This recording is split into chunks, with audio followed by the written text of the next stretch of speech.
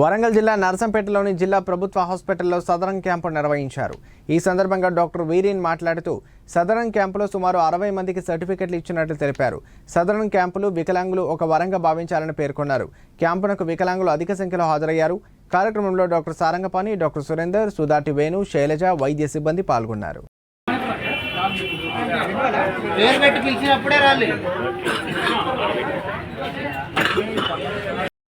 మంచి కొత్త చెప్పలు వేసారు ఎడ వేసుకున్నావు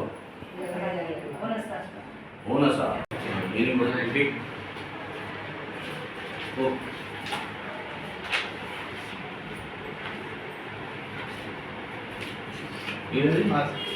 ఏం పేరు ఏమైంది నీకు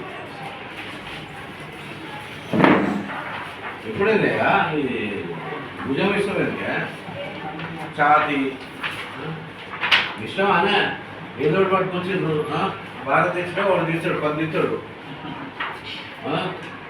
మనకు 1000 రూపాయలు వాళ్ళంతా తీస్తాడు. నమస్కారం అండి, నా పేరు డాక్టర్ గిరిను. నర్సంపేట డిస్ట్రిక్ట్ హాస్పిటల్ ఈరోజు సదరన్ క్యాంప్ అటెండ్ అవుతున్నా. నేను ఇక్కడ ఆర్థోపెడిషన్ అండి ప్లస్ ఆర్ఎం హాస్పిటల్లో. ఈరోజు సదరన్ క్యాంప్ మనకి ఇంచుమించు ఒక 60 మంది ఇచ్చారు. 60 మందిని మేము అసెస్ చేసి వాళ్ళకు సర్టిఫికేట్స్ ఇచ్చేసాము. ఈ కార్యక్రమంలో మాతో చాలా సిబ్బంది అందరూ కలిసి కోఆపరేట్ చేశారు. అందులో శైలజ మేడం గారు, డిఆర్డిఏ పరమాత్మ గారు, వీళ్ళందరూ ఉన్నారు. కలెక్టర్ ఆఫీస్ నుంచి వచ్చారు. వాళ్ళందరూ ఎవరికి కూడా అన్యాయంగా కూడా తీసుకుంటారు.